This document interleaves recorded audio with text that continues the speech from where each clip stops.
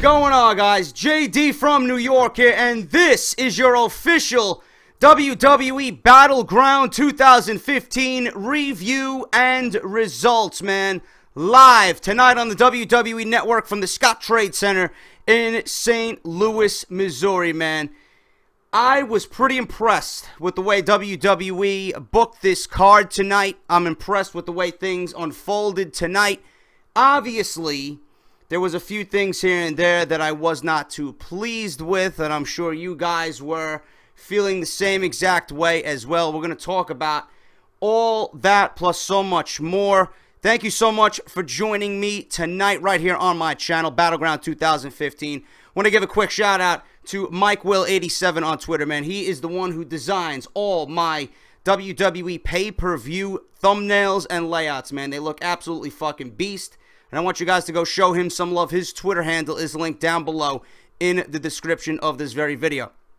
If you guys are not following me on Twitter, at JD from NY206, thank you all who tweeted with me, including Cancer Star from Drama Alert. I'll piss all over that fucking show. Thank you so much for keeping me entertained while I entertain my WWE fans, man. Greatly appreciate it. At JD from NY206.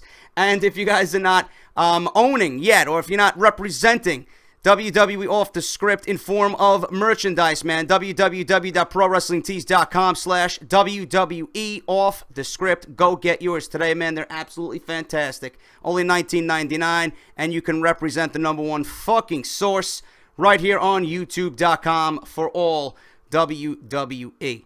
Let's talk about Battleground, guys. Match that started it all off. Sheamus versus Randy Orton. Not really going to go in depth about all these mid-card matches that happened on tonight's pay-per-view.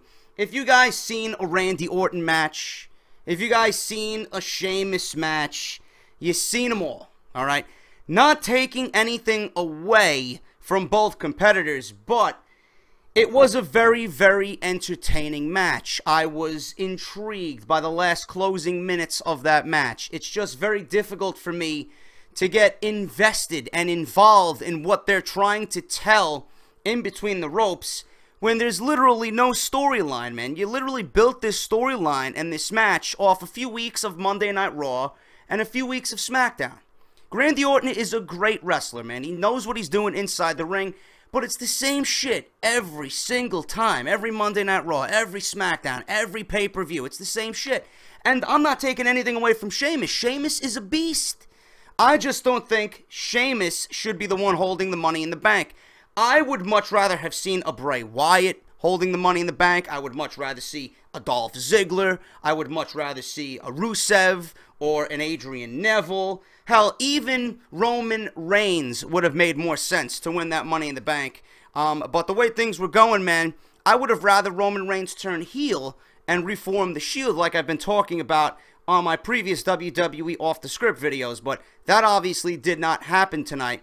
But Randy Orton and Sheamus did put on a great opening match. The crowd was hot. St. Louis hometown boy Randy Orton got the ovation that he deserved. Comes out of nowhere after being in a Texas cloverleaf for about 5 minutes, man. Probably even shorter than that. It wasn't 5 minutes, but he was in what was a Texas cloverleaf by Sheamus for a considerable amount of time.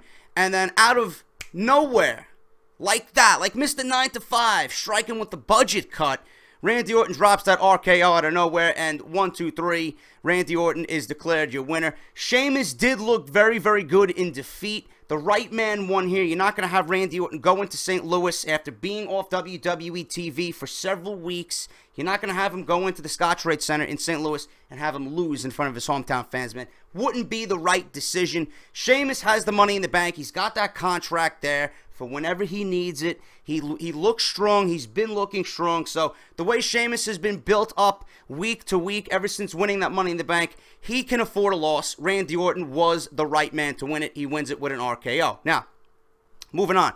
Tag Team Championship match. Not really something that I really cared for coming into this pay-per-view. The Primetime Players versus the New Day. I will say this. The New Day have grown leaps and bounds on me, man. I love their act. I love what they're doing with Xavier Woods. I love what they're doing with Big E.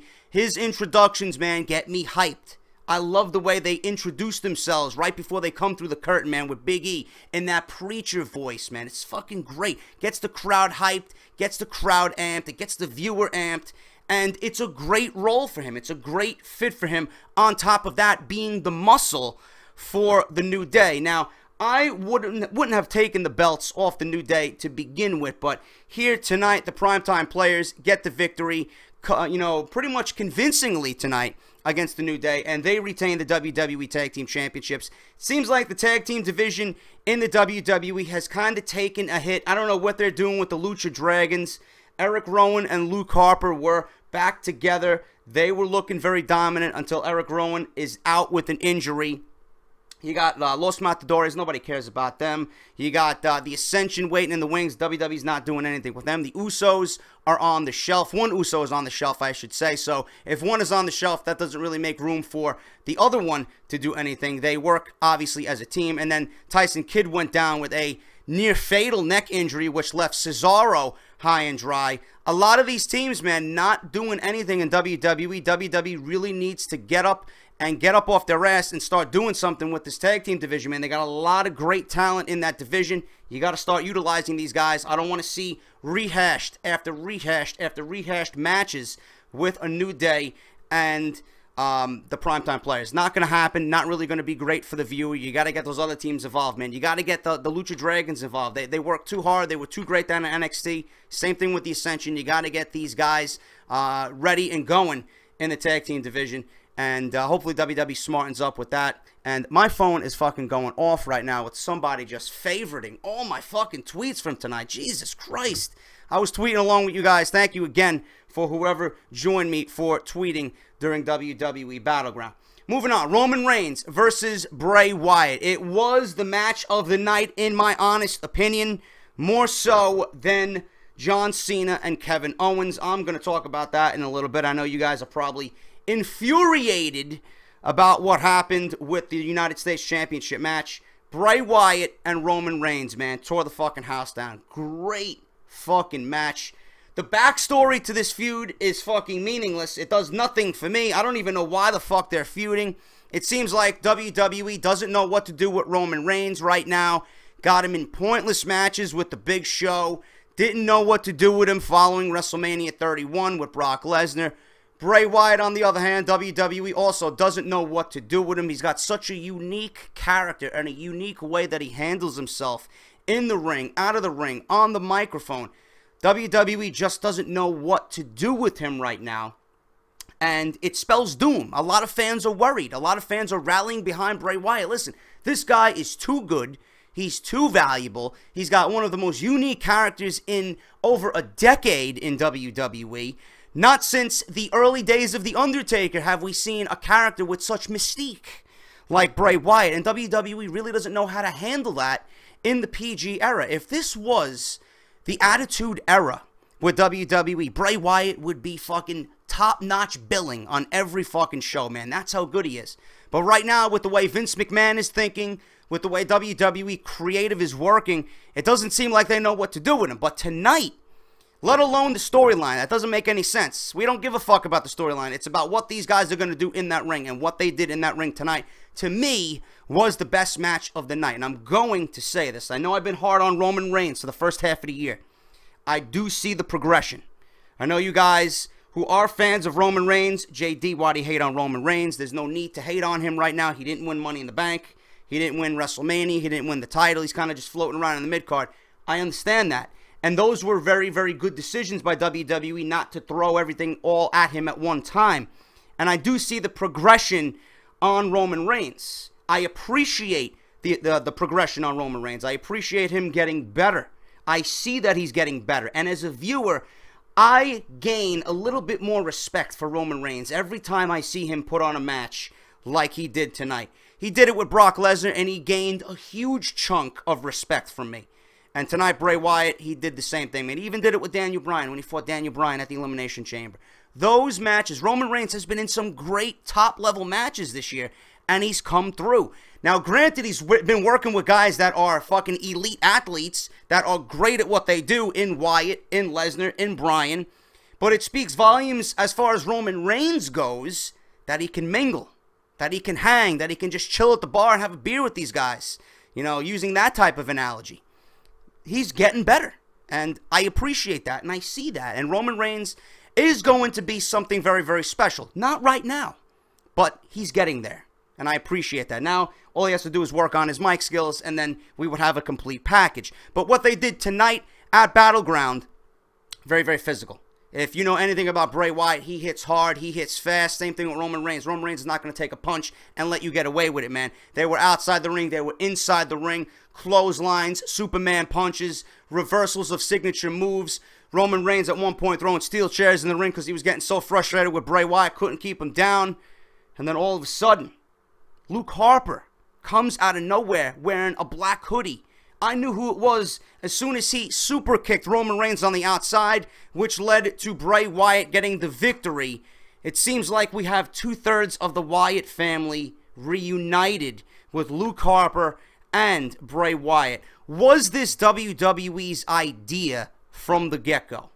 When did they concoct this concept of getting the Wyatt family back together? A lot of you guys actually tweeted me, JD, it looks like the Wyatt family, for the most part, is back together, so that must mean that the Shield is not getting back together. And I did report that on Off the Script. If one does reform, the other will not, because Vince McMahon doesn't want two of his main factions within the last couple of years being reformed at the same time. What does this mean now with Eric Rowan on the shelf, not being able to participate in this whole thing going on with Bray Wyatt and Luke Harper? Well, what I think is going to happen is that we're going to get a tag team match at SummerSlam. It's going to be Bray Wyatt, it's going to be Luke Harper, the Wyatt family, versus the Shield. It's going to be Dean Ambrose and Roman Reigns. Simply because they have nothing for Dean Ambrose right now. They've been putting him in meaningless, fucking directionless feuds with Bo Dallas, and they got him fighting for WWE titles. They got him fighting for Intercontinental titles, U.S. titles, your fucking sister's title, whatever, man. They don't know what they're doing with him. So they got him floating all over the place, man. It's like he's the floater. It's like he's the bar back. He's all over the fucking place, man. Getting ice. He's getting fucking drinks and glasses and silverware and filling the kegs. You don't know what the fuck is going on, man. They don't know what the fuck they want him to do. So this is going to be the best possible, thing for both Roman Reigns and Dean Ambrose. They're going to go into SummerSlam and they're going to give us one hell of a fucking showdown with Bray Wyatt and Luke Harper. And the fact that we all love the Wyatt family, we all love the Shield, we're going to get that match that we got from Elimination Chamber back a few years ago, man. The six-man tag, the epic fucking Colossal Showdown, the six-man tag, the Wyatts versus the Shield, when they were both in their fucking heyday as a group. We're going to get this again, but a little bit more toned down, man. It's going to be 2v2, and it's going to be fucking unbelievable, man. I can't wait. I think that's where they're going with this. But for the most part, Roman Reigns got his ass handed to him tonight. Bray Wyatt was the right man to win this. Bray Wyatt needed a win, especially if the rumors are, even close to being true about Sting. We did not see Sting tonight. Dave Meltzer was reporting that Sting is going to be brought in to challenge Bray Wyatt at SummerSlam. I don't know if that is necessarily going to be true, but the reports are saying that Sting will be at SummerSlam in some way, showing up. I don't know if he's going to be wrestling. I don't know if he's going to be playing a major part and maybe developing a storyline for later on this year. I don't know. But what I think is going to happen, now that we've seen Luke Harper reunited with Bray Wyatt, I think it's going to be Reigns and Ambrose versus Luke Harper and Bray Wyatt, being that Ambrose has a history with Luke Harper, and that's going to be the showdown at SummerSlam. So let me know what you guys think about that. But that was my match of the night tonight, Wyatt and Reigns. If you missed it, go out and watch the replay, man. Well worth a 30-minute viewing by you. Guarantee it. I wouldn't steer you wrong. Moving on, the women. NXT Divas, man. The one thing I didn't like about this tonight, okay? I don't mind that they were on the show. I know the WWE was pretty much, trying to rearrange the card with Ryback going down with a staph infection on his knee. He was not able to defend the Intercontinental title tonight against the Big Show and what's his name? The Miz. That's how much I fucking care about the match, man. Fucking absolutely trash. Nobody wanted to see that. So I'm glad that they kind of dispersed the time elsewhere. They gave some to Reigns and Wyatt. They gave some to Owens and Cena. They gave some to the women tonight. One thing I did not like about the women's match tonight, I know they're trying to feature all three factions. You got Sasha Banks, Tamina, and you got Naomi, which I don't mind. Then you got Charlotte, Becky Lynch, and Paige. And then you got Team Bella with Nikki, Brie, and Alicia Fox. I understand what they're trying to do. It's nice to develop a division around 9 women instead of having 2 or 3 or 4, and you just kind of get the same shit over and over again. And I like the competitive nature of the Divas division right now. What I did not like tonight is that if you're going to highlight Charlotte and you're going to highlight Sasha Banks, I want them to be individuals. Meaning I wanted them to come down with their own theme music. I wanted them to be them.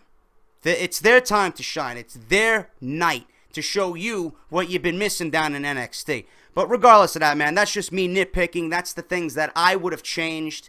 As far as picking the people who you wanted to be in this triple threat match that was announced during the show, you got Sasha Banks, you got Charlotte, and you had Brie Bella.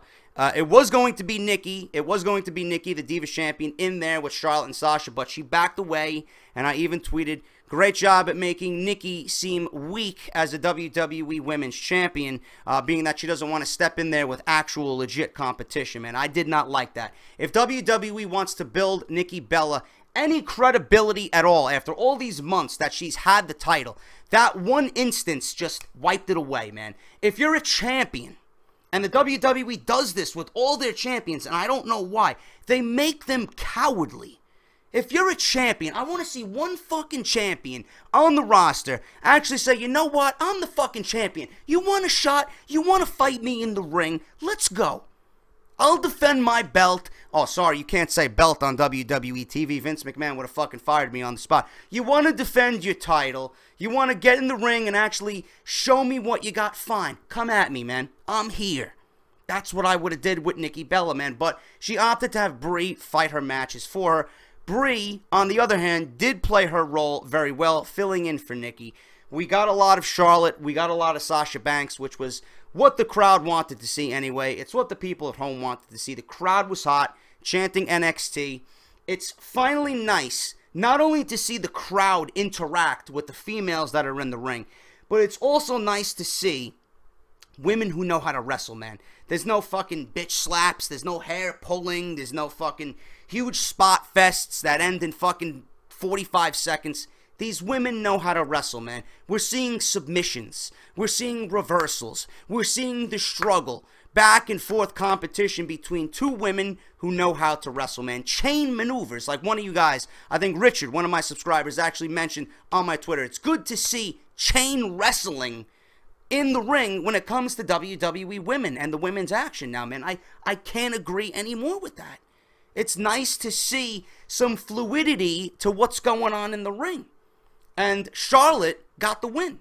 Charlotte got the win tonight, man. Beautiful way that she modified her father's figure 4, man. She calls it the figure 8, I believe, or some shit like that. It looks like a devastating move, man, and it looks great when she puts on the figure 4. You got the old school feeling, the reminiscence of Nature Boy Ric Flair, and then Charlotte adds her own flair to it, no pun intended, you know, where she just leans all the way back and she gives you what she's got. It was a great night for Charlotte. It was a great night for Sasha Banks. You know, Brie Bella played her part very well, and I like that the WWE, finally, you got women who can wrestle. You can't build a revolution. You can't build a division if you're going to maintain the same ideals that you had months before, man. This is a clean slate. You hit the reset button. Show me that you really hit the reset button, man. I want to see exactly what we've seen tonight going forward on Raw, on SmackDown, on pay-per-views. If you're going to have Charlotte, Sasha, Becky, you're going to have these women going at it. I want to see fucking exactly what we've seen from both Charlotte and Sasha tonight going forward, man. That's when you can finally say, listen, this is a women's revolution in the WWE. And finally, the Divas division turned the corner and gave us something that we've all been wanting for years, man. After so many years of just, you know, shitting on the division and crapping all over and talking trash about them. Finally, Nikki and Brie got what they wanted. You're going to do exactly what the women have been doing down at NXT now on the main roster because you finally got legit talent. Absolutely great. Charlotte gets the victory with the figure 8 tonight. Great match, and I have high hopes for the Divas division. Now, this is where things get interesting, man. I know you guys are pissed. I know you guys are fucking completely infuriated, and you're expecting me to go off on John Cena. You're expecting me to go off on John Cena and Kevin Owens, man. First of all, I want you guys to think logically here for a second. I'm not going to come on here and bash John Cena, because I've come on here, and no matter how many people are going to view this video, no matter how many people are going to come on here and watch me speak for 30 minutes about this pay-per-view, all right, you have to give credit to John Cena. He's taken the United States title, and he's given relevance to that belt. There was absolutely nothing going on for it. He's done it, and he's turned it around, and he's made it even more important on Monday Night Raw than the WWE Championship. That speaks volumes. So you have to give him some shred of respect. All right, now, as far as the match tonight, I did not think it was better than their last two confrontations. I'm just going to go out on a limb and say that. I enjoyed the first two much better than the final. Okay, whether or not this is the final, I don't know. I don't know, but you guys obviously know John Cena retained his title. You guys know that Kevin Owens tapped. You guys know that Kevin Owens took a loss clean to John Cena. All right. What does this mean? How would I have gone about it? Well, one of you guys actually threw out the idea, and I was thinking the same thing. If you're going to have John Cena beat Kevin Owens clean and have him tap, I would not have had him tap. I would have had him just faint and not even say anything, and John Cena wins. Kevin Owens could go on Monday Night Raw and say, listen, you never made me tap, asshole. You never made me tap. I fucking passed out because I'm a fucking man. Fight Owens, fight. And the mantra. You know, it's just not a fucking catchphrase, man. It's something I live by. He could have went on Monday Night Raw and just spewed his fucking shit like he usually does. That he never quit. That he never tapped out. That he passed out. He fainted. All right? But John Cena made Kevin Owens tap. We all know this. A lot of you guys were probably fucking typing away, angry at fucking everything when John Cena made Kevin Owens tap. But what does this really mean? All right? We got a few different ways we could go about this. Number one, it's either WWE has even bigger plans for Kevin Owens, and they're completely removing him from the United States Championship. Number two, it means that WWE is setting up a fourth match for John Cena and Kevin Owens at SummerSlam, which I know a lot of people want to see this go to a fourth match. A lot of the guys in the locker room, I'm reading reports that a lot of people want to see this feud make it to SummerSlam. Number three, they're going to just go with Cesaro and John Cena and give Cesaro the rub off the United States Championship and have him beat John Cena. Or, number four, they're going to go with the triple threat match that I predicted on Off The Script. I thought Cesaro wasn't on the pay-per-view tonight, was nowhere to be found. I thought he was actually going to interfere in the match tonight, causing a disqualification, causing John Cena to lose by DQ, giving the win to Kevin Owens, okay? I thought that he was going to get involved in some way and then go on to have a triple threat match at SummerSlam where Kevin Owens would then win the United States Championship by pinning Cesaro and not pinning John Cena, making John Cena and Vince McMahon and all the goons in the WWE who are in creative and who work in the upper management position all happy because they don't have to see John Cena pinned cleanly and lose the United States Championship. That's what I thought was going to happen. But I do think Cesaro is going to get involved somehow. We are going to get that triple threat match at SummerSlam. Cesaro, Cena, and Kevin Owens for the United States Championship. Now, Rusev is not going to factor into those plans, even though he gave us two classics with Cesaro on SmackDown and Monday Night Raw. Rusev is slated to go one-on-one with Dolph Ziggler at SummerSlam, being that Dolph Ziggler is now filming a movie, a WWE Studios movie, and he will not be back until a couple of weeks before SummerSlam, which I reported on Off The Script. He is going to get revenge on Rusev. Expect that match to take place in Brooklyn. What we will see at SummerSlam will be John Cena, Cesaro, and Kevin Owens. They're just going to build off that. This is not the end for Kevin Owens. This is not going to be the end of the world for Kevin Owens. John Cena did not bury Kevin Owens. For all you fucking goons out there already fucking typing away, you're already typing away, JD, Kevin Owens got buried by John Cena just like how Rusev was buried and how Wyatt was buried. Shut the fuck up. I mean that in the nicest, most respectful way. Shut the fuck up. He's not buried, man. There's nobody on the active roster right now that has made such an impact in fucking 2 months than Kevin Owens. People now know Kevin Owens. Kevin Owens is a household name. People know Kevin Owens. When you go to the arena, you see Owens signs everywhere, man. Owens gets reactions now. Big time reactions. Why? Because of his work ethic. Because of what he's shown with John Cena. Because of what John Cena has done for Kevin Owens. You guys need to wisen up, man. I'm not the angry Call of Duty guy when I come on here, man. Sometimes you got to think logically.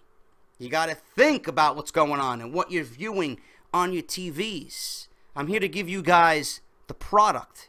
I'm here to give you guys my view, and I want you guys to understand that Kevin Owens will be fine. WWE has massive plans for Kevin Owens. We will get Kevin Owens versus Cesaro versus John Cena at SummerSlam, and we're all going to sit down, we're going to fucking bite our nails, and we're going to drink a beer, and we're going to be on the edge of our seat when Kevin Owens does win the United States Championship. John Cena's not going to carry the belt forever, okay? He's going to pass it on to somebody because he's done all he can for that belt, and you got to respect him, like I said. But Kevin Owens is going to be fine. Tonight was just a little bump in the road, and he tapped out. I would have went about it a different way. I would have went the Stone Cold Bret Hart route at WrestleMania 13, but who the fuck am I? I don't book WWE. Kevin Owens did not capture the United States Championship like many predicted tonight. John Cena walks away with the belt. But it was a great match nonetheless. They do work very well together. Kevin Owens and John Cena, you know, collectively have made this feud very, very memorable. And at the end of the year, we will probably be saying, listen, what was the best feud of 2015? John Cena versus Kevin Owens. Simple as that. All right, moving on. What else did we have? We had Miz come out and say some bullshit. I didn't give a fuck. I walked away. I sat at my computer. I was tweeting you guys. Did not care about what the Miz had to say. All right. Now, the main event. The main event, man.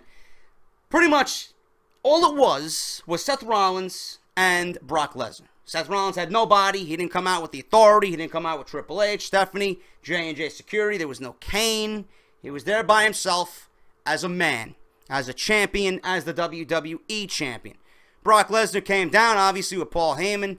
The entire match lasted about 6 minutes, and all it was maybe 14 or 15 suplexes. Rollins got a couple of moves in, and the rest was Brock Lesnar suplexing Rollins to fucking oblivion. Until Brock Lesnar was going for the F5, and we see The Undertaker in the middle of the ring, standing, staring him down. Staring Brock Lesnar down. The gong goes off, lights come up, Undertaker is there. What's The Undertaker going to do?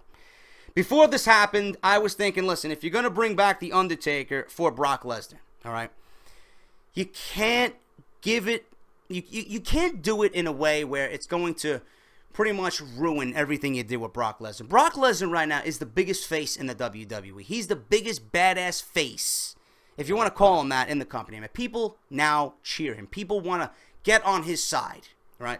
They want to cheer for Brock Lesnar, who is chasing the WWE Championship. All right, Jim Ross says it on the podcast, on the Ross Report, all the time. Brock Lesnar is the biggest face in the company. He said it this week, okay? He says it. He's been saying it for weeks now. You got The Undertaker. I don't know what the WWE was planning with this, but we all reported it. We all talked about it. Undertaker's going to be there. All Undertaker did was pretty much want to extract revenge from Brock Lesnar, okay?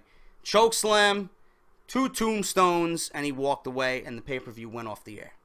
You got the purple mist, you got the lights, you got, you know, Undertaker's, you know, lighting effects, whatever. Ended the pay-per-view. We're all standing there like, what the fuck? Is that it? I was expecting something else. People were actually joking that they thought the WWE Network went to commercial. They were still expecting something to happen after the fucking pay-per-view went off the air. That's it. It was The Undertaker after 16 suplexes with 2 tombstones, and he walks away. So The Undertaker gets his streak ruined at WrestleMania by Brock Lesnar. Brock Lesnar is finally granted another championship match after being suspended by the Authority, now at Battleground, and The Undertaker ruined Lesnar's chances of becoming the champion. What do they do now? We're all asking, what's that? But WWE obviously knows what they're doing if they brought back The Undertaker for this pay-per-view and for Monday Night Raw, which he will be at tomorrow. It's a cliffhanger. You're going to watch Monday Night Raw simply because of the way the WWE ended that pay-per-view. I'm going to be watching it. You're going to be watching it. Why? Because we all want to know why The Undertaker tombstoned Brock Lesnar twice. We all want to know why he showed up at Battleground. We all want to know why he ruined Brock Lesnar's chances at becoming the WWE Champion.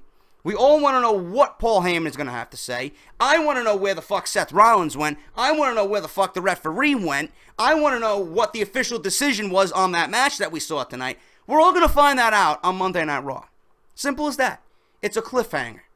It wasn't the greatest segment with The Undertaker, but seeing The Undertaker and the crowd chanting Undertaker and the crowd going crazy all made for a memorable experience, all right? It's nice to see The Undertaker there, man. We don't want The Undertaker to go away. We don't want The Undertaker to retire. We want to continue seeing him do this each and every year, man. We don't want to see him age, though he looked pretty old tonight.